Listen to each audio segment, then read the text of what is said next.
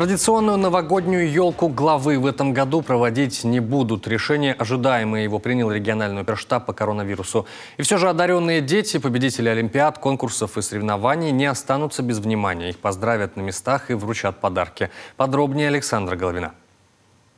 Каждый год елку главы с нетерпением ждут сотни детей. Обычно это победители олимпиад, соревнований и конкурсов. На этот раз привычного празднования не будет, но слова поздравления и подарки останутся. Меры не самые приятные, но вынужденный рост заболеваемости у нас фиксируется с 1 октября.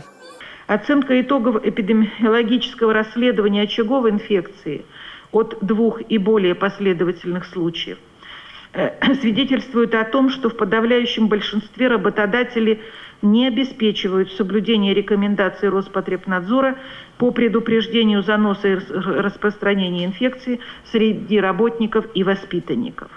Так, например, в офисных учреждениях и финансовых организациях не обеспечивается режим текущей дезинфекции при проведении влажных уборок, не проводится обеззараживание воздуха, осуществляется совместный прием пищи на рабочих местах.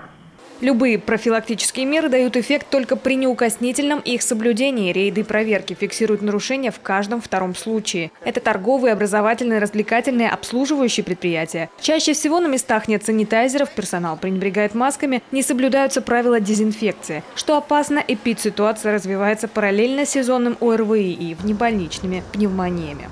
Показатель общей смертности на настоящее время составляет 12, напомню, по России 13,3. И у нас этот прирост составил к такому же периоду 2019 года 4,1%. Соответственно, в этом списке мы находимся 11-ми с конца.